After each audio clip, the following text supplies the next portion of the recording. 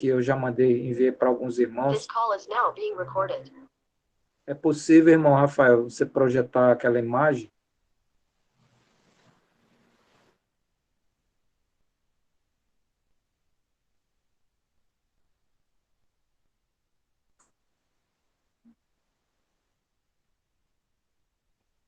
Vai aparecer agora, irmão. Pronto. Aí os irmãos sabem, né, que tem um quadradinho ali que se apertar, clicando nele, abre a imagem, né? Vamos lá. Perguntaram se os irmãos estão conseguindo ver a imagem. Acho que é importante que todos possam estar observando. Eu já mandei para alguns irmãos, mas agora é interessante que todos possam observar. Os irmãos podem me dar um ok aí, se estão vendo a imagem? Ok, estou vendo. Ok, irmão. Amém. Ok, irmão. Sim. Amém. Está visível aqui. Irmãos, antes de entrar no capítulo 8, eu acho muito interessante apresentar esse organograma aí com aquela sequência, depois de que Deus criou Adão, né? Na sequência, por Sete, Enos, Canaã, Maalalel, Jared, Enoque, Metusalém, Lameque, Noé, Sem, Cã e Jafé.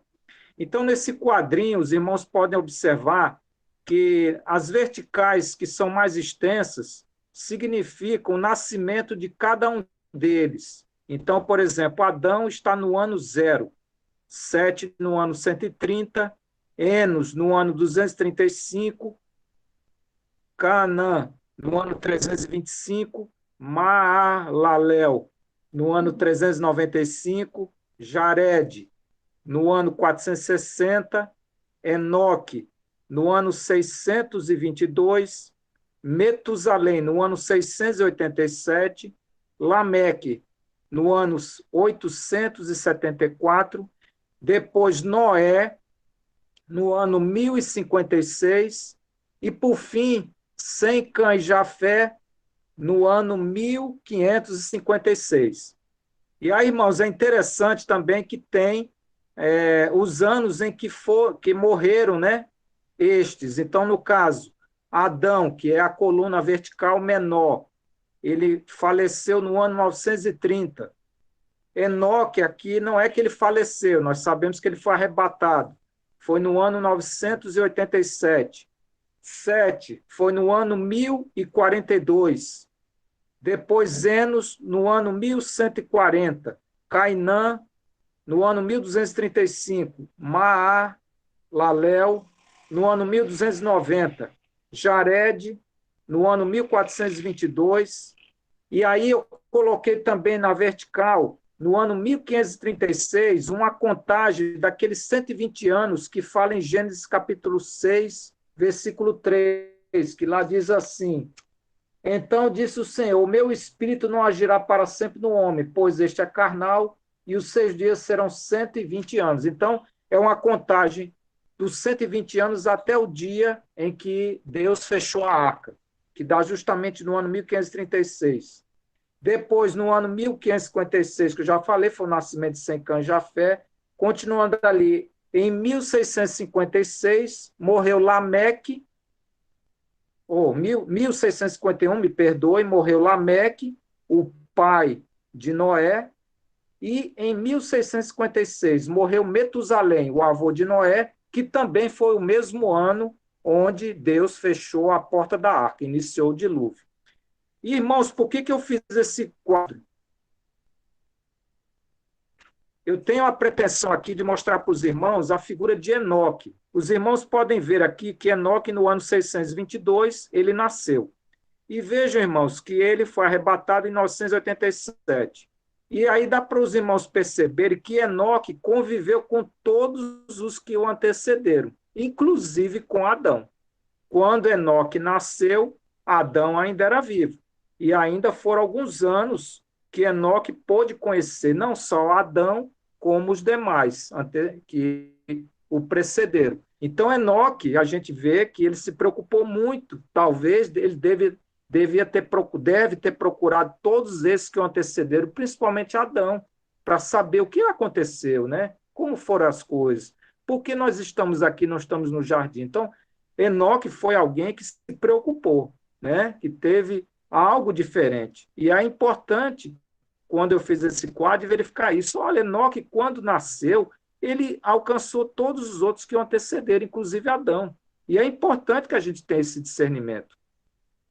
Como também aquela questão lá dos 120 anos, né, quando o Senhor fala em Gênesis capítulo 6, verso 3, né, marcar mais ou menos o início de quando foi, com que mais ou menos quando Noé foi despertado, a graça habitou nele, né, o Senhor achou graça nesse homem, para que ele fosse o pregador, para que dali ele começasse a pregar sobre a destruição que Deus estaria para fazer. E os 120 anos estão marcados ali no ano 1536.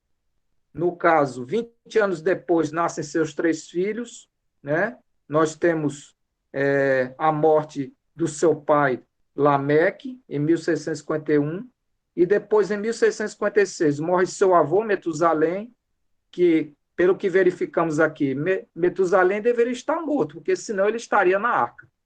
E isso não aconteceu, tudo foi providência divina. Todos aqueles que antecederam Noé faleceram, e agora é o tempo de só Noé e os de sua família adentrarem na arca. E aí eu coloquei no quadro embaixo os anos que cada um desses viveram. Adão, 930 anos, Sete, 912, Enos, 905 anos, Cainã, 910, Maalalel, 895 anos, Jared, 962 anos, Enoque, 365 anos, Metusalém, 969 anos, e Lameque, 777 anos. Interessante aqui também observar, né, que a história aqui de Metusalém e Lameque é o primeiro filho que morre antes de seu pai falecer, né? Então, pela história até então, o pai morre, depois o filho. O pai morre, depois o filho. E é interessante que Lameque, no caso de Lameque e Metusalém, não. O filho morre primeiro que o pai, embora aqui uma diferença de 5 anos, mas deu-se dessa forma. Lameque viveu menos anos, Metusalém viveu mais, então significa que o pai ainda viveu depois, antes de ter, no caso, morreu seu filho primeiro, né? Então, irmãos, que os irmãos possam desfrutar desse quadrinho, né? E assim, ganhar muitas coisas aqui interessantes, como eu ganhei, né? E aí nós podemos agora adentrar, o irmão pode até, por favor, retirar esse quadrinho, né? E agora nós podemos adentrar no capítulo 8 de Gênesis. Porém, antes de entrar também no capítulo 8 de Gênesis, nós precisamos ganhar alguma luz, porque nós sabemos, né, que lá em Gênesis, ou em Mateus 24, o Senhor fala que esses dias, né, que vivemos hoje serão como os dias de Noé. Os homens casavam, se davam-se em casamento, né? Então, esses acontecimentos que já foram um dia, e aí eu sempre gosto de trazer aquele conteúdo de Eclesiastes, capítulo 1, versículos 9 e 10, que são princípios do Senhor, né? Princípios em que o Senhor adota um comportamento que já houve. O Senhor não faz nada de novo, tudo o Senhor repete. É cíclica essa atuação do Senhor, isso é maravilhoso. E trazendo aqui um conteúdo que o irmão Pember, G.H. Pember, foi um irmão que viveu nos anos de 1837 até 1910.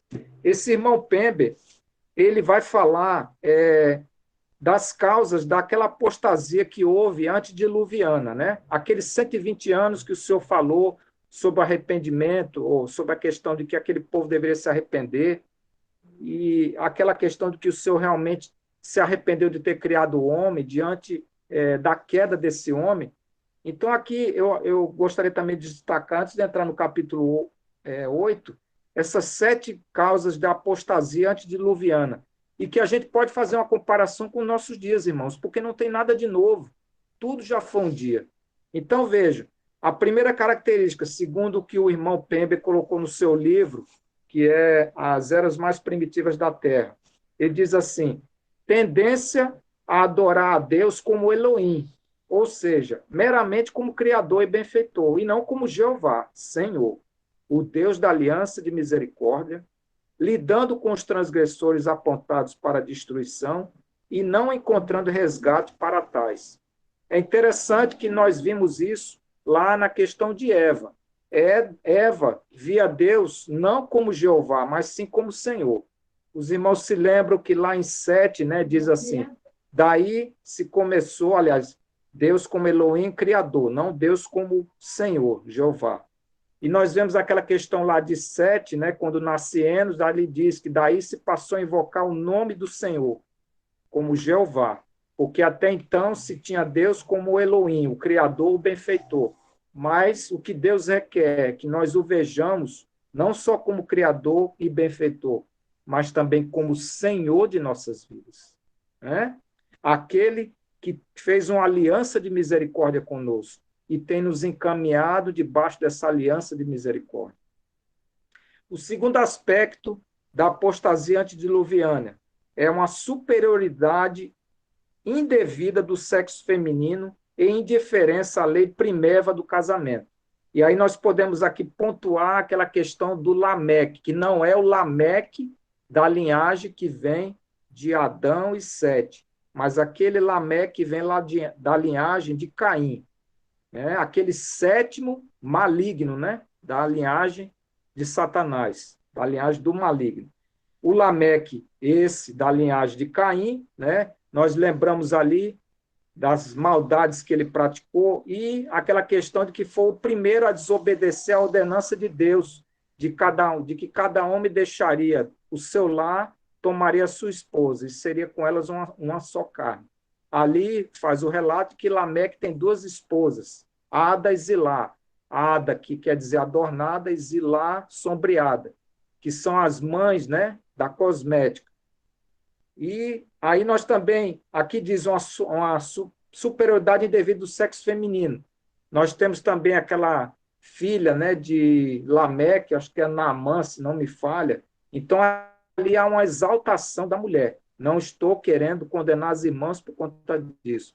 A beleza das irmãs é algo que edifica o corpo de Cristo, é algo que mostra a imagem e semelhança do que o Senhor é. Mas a questão de a mulher se embelezar por achar nela, né, a origem desse embelezamento, aí é onde está o problema. Né?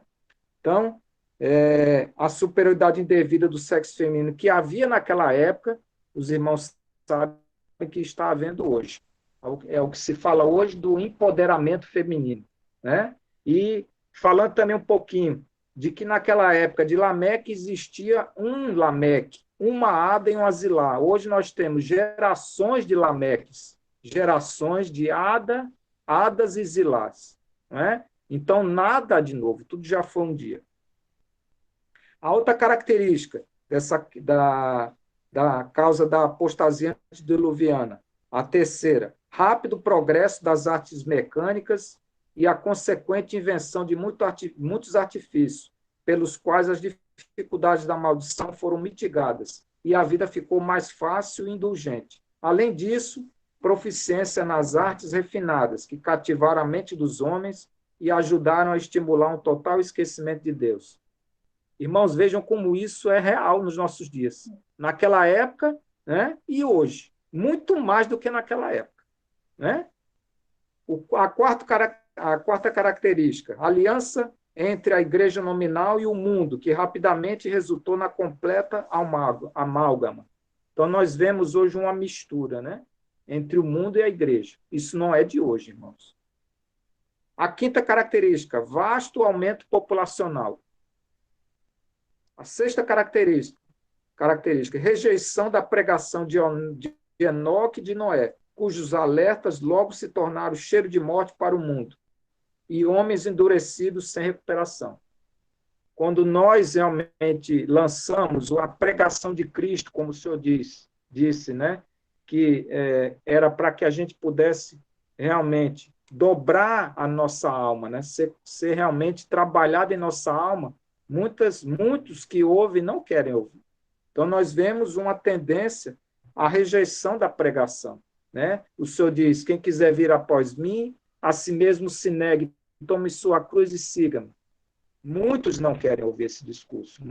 Muitos procuram o Senhor para atender às suas benesses, aos seus prazeres. Né?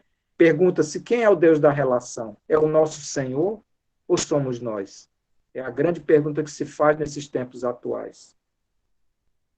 E a sétima característica, irmãos, a aparição de seres dos principados dos ares na terra e relações ilícitas entre estes seres e a raça humana.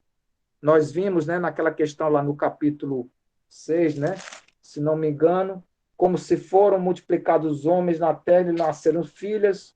O 2, vendo os filhos de Deus que as filhas dos homens eram formosas, tomaram para si mulheres, as que entre todas mais lhe agradaram.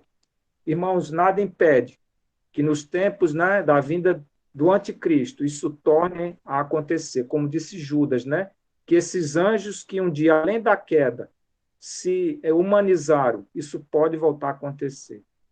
Então, essas 7 características da apostasia antediluviana, nós vemos que são muito comuns aos dias que nós vivemos. Então, irmãos, agora nós vamos passar para o capítulo 8 e pedirei dos irmãos atenção, porque esse capítulo 8, ele tem como tema, ele diz assim, diminuem as águas do dilúvio. E, na verdade, esse tema ele vai tratar da restauração e do descanso depois da tribulação. Nós vimos no capítulo anterior, né, que Deus fechou a arca, iniciou todo o processo de dilúvio, todos aqueles seres que não estavam na arca morreram, né? E aí agora toda essa restauração, né, todo esse processo de que o Senhor lançou sua ira, dizimou tudo aquilo que havia de vida na terra, à exceção do que estava na arca, agora se completa. E agora é o tempo de agora o Senhor se voltar para os seus, aqueles da promessa. Então, iniciando, eu vou ler o versículo 1 e fazer alguns comentários. Então, o versículo 1 do capítulo 8 de Gênesis diz assim, lembrou-se Deus de Noé, e de todos os animais selváticos, e de todos os animais domésticos que com ele estavam na arca. Deus fez soprar um vento sobre a terra e baixaram as águas. Então, no versículo 1, a gente vê a questão de Deus lembrando-se de Noé, né? Noé, ele estava, antes de ter entrado na arca, ele estava ocupado, né? E foi ocupado por 120 anos em ser o pregador da justiça e em construir aquela arca. Os irmãos mostraram mais ou menos um vídeo, uma fotografia sobre as dimensões daquela arca. Teve um homem rico que resolveu empreender, né, de fazer uma arca como aquela, e veja como aquela obra foi grandiosa, né, uma obra que realmente era destacada. E hoje a arca é o próprio Cristo. Então, a grandiosidade daquela arca hoje, que era uma figura e uma sombra, hoje é o próprio Cristo. Nós precisamos ter esta visão. Então, Noé, que estava ocupado por aqueles 120 anos, agora Noé é colocado em outra posição, né? Porque agora foi consumada a obra do juízo de Deus. E agora Deus se lembra de Noé. É interessante também a gente dizer que a questão de Deus se lembrar de Noé não significa que Deus agora está trazendo à memória alguma coisa que ele havia se esquecido, porque Deus não se esquece de nada, né? Antes, tal termo, né, de dizer que Deus vai se lembrar de Noé, é aqui trazer que Deus agora vai incluir o seu movimento rumo ao seu propósito. É interessante que o irmão, na semana passada, o irmão Rafael tratou do capítulo 7, ele falou de 4 características daquele capítulo 7, né? O propósito de Deus, né? A graça de Deus, que Noé achou graça diante de Deus, a fé, que foi o instrumento que foi colocado no homem para que ele resistisse a tudo que ele passaria, né? Não deve ter sido fácil para Noé aqueles 120 anos de pregar o evangelho, ou de pregar que haveria uma destruição, de construir aquela arca. Mas isso tudo foi um atributo de Deus. E Deus só precisava de um atributo do homem. E em Noé ele encontrou, que foi sua obediência. Então, irmãos, como o Senhor se agrada quando nós somos obedientes. Lembra que o Senhor disse lá em Samuel, né? Eis que obedecer é melhor do que sacrificar. Então, nós precisamos buscar os princípios que Deus quer que nós tenhamos, para, em momentos como esse, que Noé é um grande testemunho, ele foi fiel, foi obediente. Então, na questão de Deus se lembrar, né? Deus lembrou-se de um dia, né? Só trazemos alguns conteúdos acerca de lembrar. Lembrar significa atentar para cumprir uma promessa e realizar um gesto em favor de alguém. Algumas passagens na Bíblia que a gente tem um relato de lembrar, né? Deus se lembrou de Abraão e salvou Ló da destruição de Sodoma. Isso está em Gênesis capítulo 19, versículo 29. Deus se lembrou tanto de Raquel quanto de Ana e permitiu que concebessem e tivessem filhos. No caso de Raquel, isso está em Gênesis capítulo 30, versículo 22. No caso de Ana, está em 1 Samuel, capítulo 1, os versículos 11 e 19.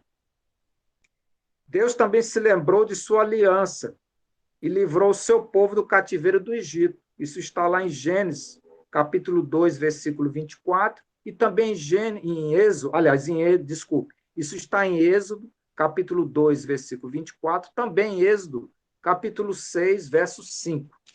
Tá? Lembrar-se deixa implícito um compromisso anterior de Deus e anuncia o cumprimento de sua promessa. Então, esse agora é o momento que Deus, né, vai fazer com que aquilo que ele tinha prometido agora vai ser cumprido. Agora é o momento de Deus chamar Noé e fazer com que tudo aquilo que ele havia prometido se cumpra, né? Afinal de contas, irmãos, já se havia passado um ano que Noé e os seus e aqueles animais estão na arca, né? Desde que Noé e sua família entraram na arca, agora um ano se passou. E aí vem uma pergunta interessante. Será que eles perderam a paciência uns com os outros? Será que eles perderam a paciência de lidarem com aqueles animais? Porque lembram-se, né? Aqueles que foram separados tinham que cuidar daqueles animais, né? E animais de todo jeito, animais imundos, animais que eram de melhor comportamento, animais selvagens. Não deve ter sido fácil, irmãos. A gente não encontra na Bíblia, né, nenhum registro de que Deus tenha falado com eles nesse período, depois que fechou a arca. Então, podemos sugerir que talvez alguém da família, ou todos, né, passaram a sentir, depois de tanto tempo, um temor passageiro ou até duradouro, chegando a pensar que Deus talvez tivesse se esquecido deles, ou que não se importasse mais com eles. Isso é natural, irmãos, da nossa condição humana. Deus não disse quanto tempo Noé permaneceria naquela arca. Os irmãos se lembram que Noé preparou aquela arca. Deus não disse quanto tempo ficaria. A questão de suprimento, né, de que ele tinha que aprontar tudo dentro da arca.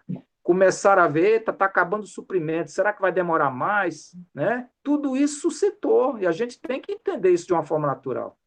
Né? Então, vejam quantas coisas aconteceram naquela época, o dia a dia daquela família cuidando daqueles animais, e o tempo passa, um ano já se vai, e não aparece, não vem uma mensagem de que já chegou a hora, quanto tempo vão ficar aqui? Então, irmãos, a gente tem que imaginar que não foi fácil. Como seria para nós se nós estivéssemos ali, né? Essa é a pergunta. Como é para nós, nesses tempos que o Senhor diz que são tempos também, que serão da mesma forma como foi no tempo de Noé?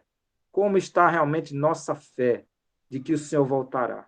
Né? A esperança de que aquela família vai poder, enfim, voltar a pisar em terra firme. Que o Senhor nos ajude, irmãos, a nos conduzir nesses tempos. Também temos que dizer que Deus não só se lembrou de Noé e de sua família, mas também se lembrou daqueles animais que estavam com eles na arca. Deus poupou estas suas criaturas para que pudessem viver no mundo recriado e para reproduzirem cada um segundo a sua espécie. Aquela promessa feita lá em Gênesis, né, quando criou Adão e Eva, naqueles 7 dias da criação, né, o Senhor agora renova em Noé, né? E aí, Deus, como nós vimos, Deus fez soprar um vento. E aí nós também podemos fazer alguma referência, né, quando Deus faz quando Deus pratica essa questão, né, de soprar um vento.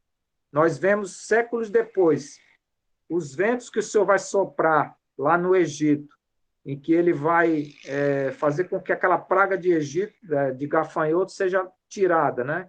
Levando-os até o mar. Isso está em Gênesis capítulo 10, dos versículos 10 ao 20. O vento de Deus também abriu o Mar Vermelho, criando o caminho em terra seca para o povo de Israel passar quando este estava deixando o Egito. Êxodo, capítulo 14, versículos 21, 22, Êxodo 15, versículo 10.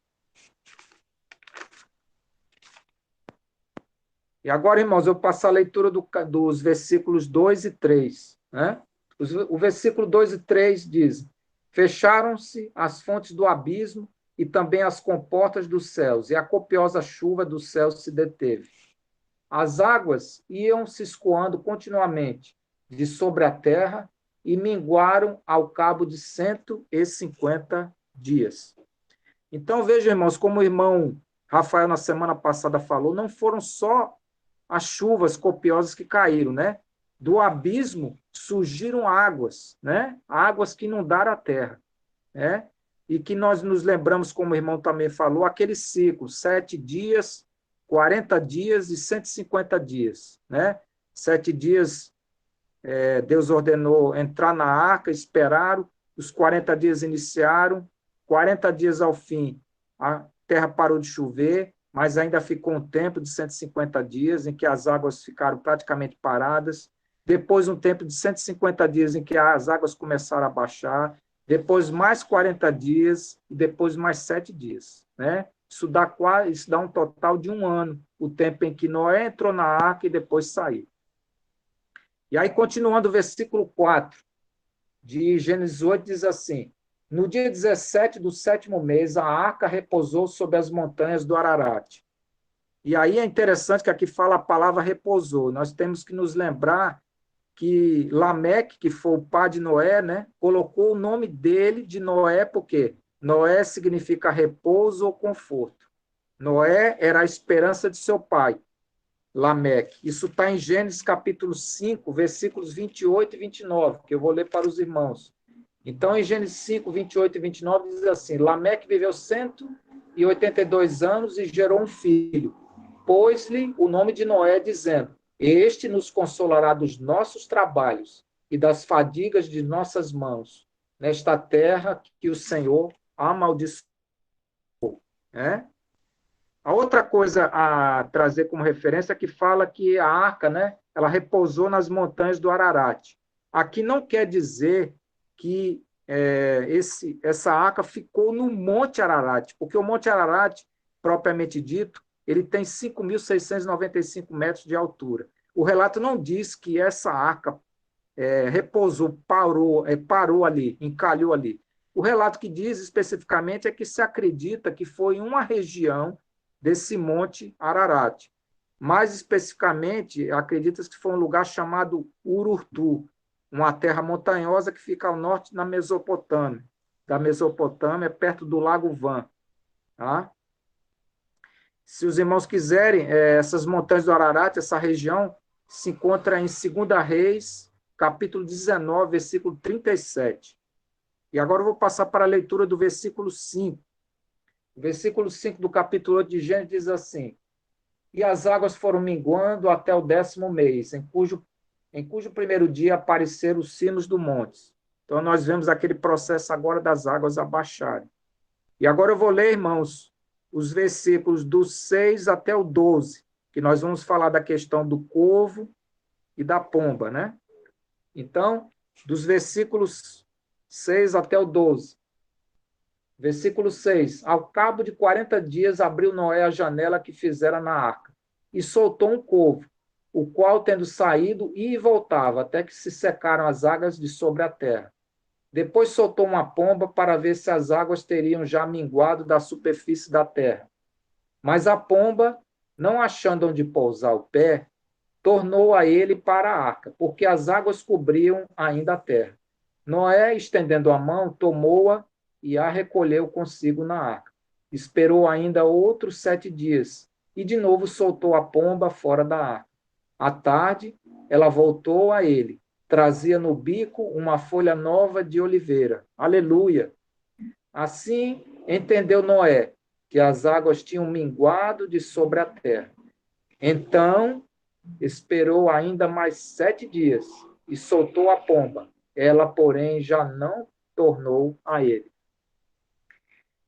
Irmãos, embora aqui a gente vai fazer uma distinção, né, entre o corvo e a pomba, né? O corvo é um animal imundo, a pomba é um animal realmente limpo, né? A gente nunca pode esquecer, no caso lá de Isaías, quem foi o animal que alimentou Isaías, né? Foi um corvo.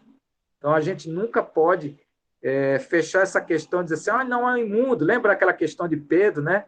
Quando ele tem aquela visão daqueles animais imundos, aí o Senhor dá ordem a ele, não, Senhor, de maneira nenhuma, os animais imundos. A gente tem que tomar esse cuidado, né? A gente tem que ver que o Senhor, para todos, são obra da criação de Deus. E o Senhor criou tudo majestoso, né?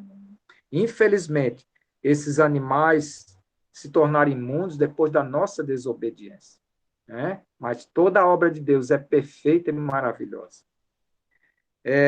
Então, o corvo aqui, né?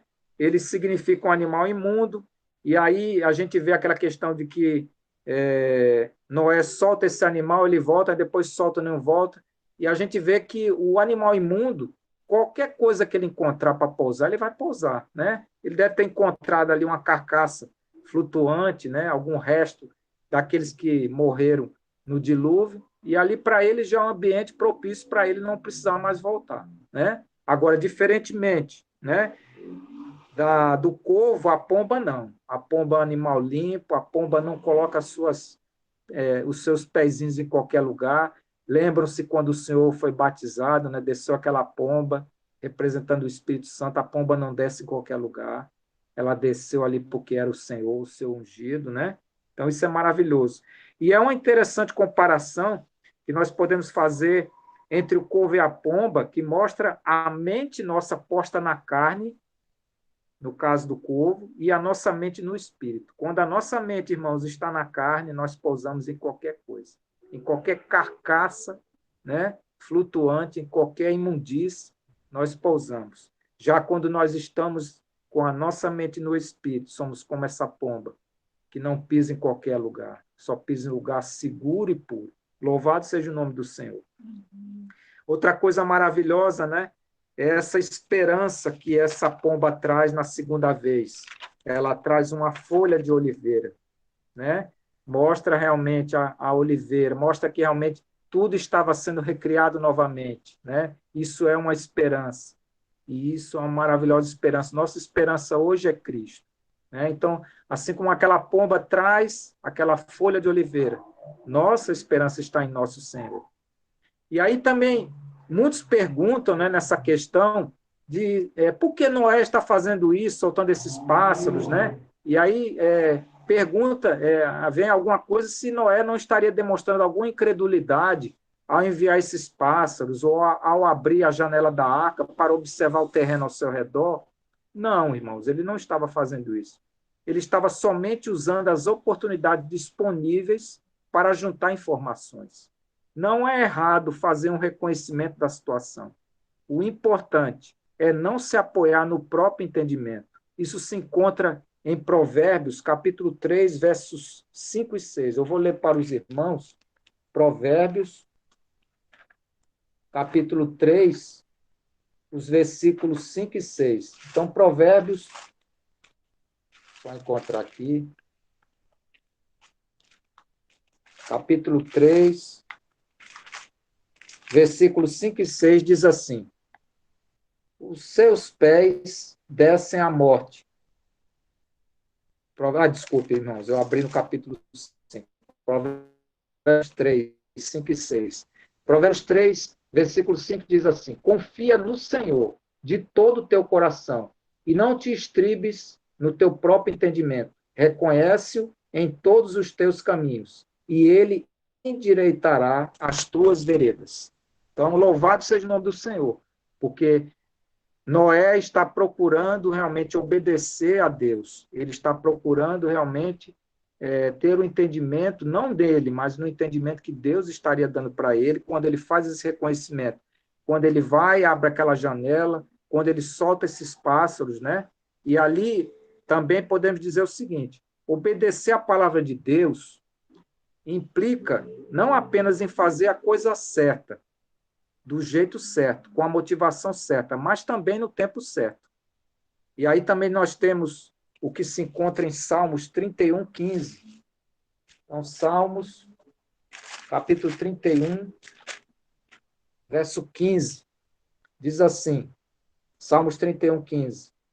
Nas tuas mãos estão os meus dias. Livra-me das mãos dos meus inimigos e dos meus perseguidores. Podemos também ler o 16. Faz resplandecer o teu rosto sobre o teu servo. Salva-me por tua misericórdia. Então, prosseguindo agora, eu vou ler os versículos do 13 ao 19. Então, Gênesis, capítulo 8, versículos 13 ao 19. Diz assim: Sucedeu que no primeiro dia, ao primeiro mês do ano 601, as águas se secaram de sobre a terra. Então Noé removeu a cobertura da arca e olhou, e eis que o solo estava enxuto. Versículo 14. E aos 27 dias do segundo mês, a terra estava seca. Versículo 15. Então disse Deus a Noé. Versículo 16. Sai da arca, e contigo tua mulher e teus filhos, e as mulheres de teus filhos. 17. Os animais que estão contigo, de toda a carne, tanto aves como gado, e todo réptil que rasteja sobre a terra, faze sair a todos, para que povoem a terra, sejam fecundos e nela se multipliquem. Versículo 18. Saiu, pois, Noé com seus filhos, sua mulher e as mulheres de seus filhos. E também saíram da arca todos os animais, todos os répteis e todas as aves e tudo que se move sobre a terra, segundo as suas famílias. Então, irmãos, essa questão aqui que o Senhor diz, sai da arca, né? O mesmo Deus, veja a obediência desse servo, né? Desse servo Noé. O mesmo Deus um dia disse a Noé, faz uma arca. O mesmo Deus disse a Noé, entra na arca. E agora, com a devida e simples obediência, o mesmo Deus diz, sai da arca. O que Deus mais procura são obedientes, simples obedientes, como foi falado, que lá tem Samuel, né? É melhor obedecer do sacrificar. O Senhor se agrada quando nós obedecemos a Ele. Eis que obedecer é melhor do que sacrificar. Então vejam que Noé e os de sua família esperaram o momento certo e a ordem de Deus para saírem da arca. E é interessante também fazer o comentário, né, irmãos? Havia uma ansiedade daqueles que estavam na arca. Afinal de contas, já havia um ano que estavam dentro daquela arca trancafiados, né? Eles queriam pisar na terra seca. Contudo, esperaram a orientação divina. A situação parecia favorável para que desembarcasse. Noé viu pela janela, né, que as águas tinham baixado, soltou aquelas aves. Parecia tudo que já era hora de sair, né? Mas isso não era garantia de que Deus desejava que eles saíssem imediatamente e que começassem nova vida. A fé obediente é a nossa resposta à palavra de Deus, pois a fé vem pela pregação, pela palavra de Cristo. Isso se encontra em Romanos, capítulo 10, versículo 17. Então, eu vou lá em Romanos 10, 17, só para ser fiel à palavra, né? Romanos, capítulo 10, versículo 17, diz assim: E assim a fé vem pela pregação, e a pregação pela palavra de Cristo. Né? Então, vejam a obediência desse servo Noé. Né? Esperou, tudo indicava que era a hora, mas esperou o momento de Deus dizer, sai da arca. Então, continuando, irmãos, nós vamos ler agora os versículos do 20 ao 22. Então, Gênesis, capítulo 8, os versículos finais, né, para a gente encerrar, que diz assim, versículo 20. Levantou Noé um altar ao Senhor, e tomando de animais limpos e de aves limpas, ofereceu holocaustos sobre o altar. E o Senhor aspirou o suave cheiro e disse consigo mesmo, não tornarei a amaldiçoar a terra por causa do homem, porque é mau o desígnio íntimo do homem, desde a sua mocidade. Nem tomarei a ferir todo vivente como fiz. Enquanto durar a terra, não deixará de haver sementeira e ceifa, frio e calor, verão e inverno, dia e noite. Aleluia. Então, irmãos, vejam a questão aqui de que Noé, né, ele tinha aquele desejo, como todos de sua família, até dos animais também, de um dia sair daquela arca, né, e voltar a pisar na terra firme. Mas vejam que a primeira coisa que Noé fez foi levantar um altar ao Senhor, agradecer, né? Porque além da obediência da fé, que Noé realmente é um grande homem que tem realmente demonstra a obediência da fé, ele também tem, em paralelo com essa obediência, a adoração da fé. Então, obediência da fé e adoração da fé andam juntas. Ao mesmo tempo em que Noé obedece, ele se lembra agora de que a primeira coisa que ele tem que fazer é adorar o Senhor, agradecer por tudo que aconteceu, do Senhor ter poupado ele, os de sua casa e aqueles animais que ficaram naquela arca durante todo aquele tempo de um ano. E uma coisa interessante, né, irmãos, é que eu li, no relato dos que eu li, que aqui nós vemos uma adoração ao Senhor e não a coisas do Senhor, ou seja, poderia ser objeto de adoração de Noé aquela arca, aquele instrumento que salvou, né, Noé, os de sua casa e aqueles animais do dilúvio. E vejam como é interessante, a adoração foi ao Senhor e não a coisas. Acho interessante trazer um conteúdo quando o Senhor conversa com Pedro, né? Isso está em João, capítulo. Deixa eu só abrir aqui. Acho que é muito importante fazer essa comparação. Está em João. Deixa eu só encontrar aqui.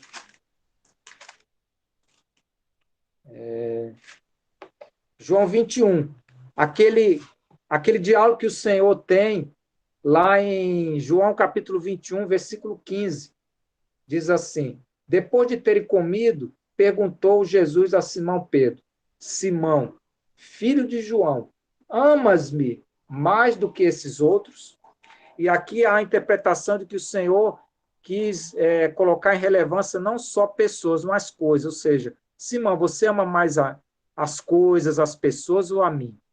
E isso, irmãos, é algo que o Senhor um dia vai tirar de nossos corações. O que nós somos levados a seguir o Senhor? Coisas, reino, galardão ou a pessoa do Senhor? Então vejam, Noé não foi buscar em objeto, não foi buscar na arca, né, algo de adoração. Ele foi ao Senhor, foi oferecer um holocausto ao Senhor, levantou um altar.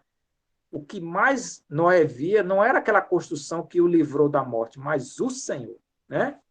Não há qualquer relato, né? A gente sabe que há uma pesquisa e os arqueólogos procuram encontrar essa arca e não encontram, né? Noé desprezou a arca, né? Que muitos de nós talvez, agora eu vou, né, vou fazer da arca um local de adoração, né? Todo mundo agora vai cultuar a arca, oferecer um culto à arca, vai adorar a arca, e Noé foi adorar o Senhor. Isso é muito importante, irmãos, que a gente possa preservar isso de Noé em nós, né? Há uma tendência em nossos corações, né, em substituir Deus pelas suas ordenações, por coisas, né? Noé poderia passar a ver a arca como objeto de adoração e de culto, né? Nunca mais se ouviu falar dessa arca. Os arqueólogos, como eu disse, procuram e não encontram essa arca, né? E para fechar, irmãos, nós podemos também dizer o seguinte, que o dilúvio exterminou os transgressores, mas não pôde mudar o coração humano, né? O Senhor fez toda essa operação, né? Fez justiça, mas é aquela situação. Quem move nossos corações somos nós mesmos. Nós sabemos ali daquele conteúdo de Provérbios, né? Que Deus realmente espera que nós possamos. Deixa eu só abrir para ser fiel, né? Provérbios 23. Né? Vejam que isso é o próprio Senhor que fala. Provérbios 23. Deixa eu só abrir aqui. 26. O Senhor diz assim: dá-me, filho meu, teu coração, e os teus olhos se agradam dos meus caminhos. Então, se é algo que o Senhor realmente sabe que tem que ser uma coisa nossa, que é algo preservado por nós, são os nossos corações. E o Senhor clama para que nós possamos entregar nossos corações ao Senhor, né? Aquele povo que sofreu todo aquele extermínio, infelizmente, não entregaram o seu coração, né? Hoje a pergunta é, nos dias que nós vivemos, que são os dias semelhantes aos dias de Noé, o que as pessoas têm feito como desejo dos seus corações? De se arrependerem, como foi a pregação de Noé um dia, como foi a pregação de João Batista quando precedeu o Senhor, que foi a própria pregação do Senhor, né, quando veio, arrependei-vos, e isso é algo que cumpre a nós, é nossa incumbência, nos arrepender, mudar nossos corações, né? E é interessante também desse relato, né, que o Senhor não aboliu aquilo que ele falou quando ele abençoou a terra, né, e disse que ele não faria mais juízo dessa forma. Ele não aboliu o que ele disse ali em Gênesis capítulo 3, versículos 17 e 18, que diz assim, e Adão disse, visto que atendeste à voz da tua mulher e comeste da árvore que eu te ordenara, não comesse, maldita é a terra por tua causa. Em fadigas obterás dela. Ela produzirá também cardos e abrolhos, e tu comerás a erva do campo. O Senhor não retirou isso que aconteceu aqui, essa maldição que foi colocada no homem. Nós precisamos ter esse discernimento, né? E aí continuamos falando um pouco dos nossos tempos, né, irmãos? Porque, como vimos em Mateus 24, diz que os dias serão como os dias de Noé. E onde está a nossa esperança? Nós esperamos a resplandecente estrela da manhã. Assim como a resplandecente estrela da manhã, naquela época de Noé, para eles era aquela arca, né, que resplandeceu, que deu a eles a continuidade da vida, nossa esperança hoje é a estrela da manhã. Isso está em Apocalipse, capítulo 22, 16. Nós esperamos o dia de Cristo, né? Nós esperamos a longanimidade do Senhor e a sua salvação. Está em 2 Pedro 3,15. O Senhor não retarda a sua promessa. Isso encontra-se em 2 Pedro, capítulo 3, versículo 9.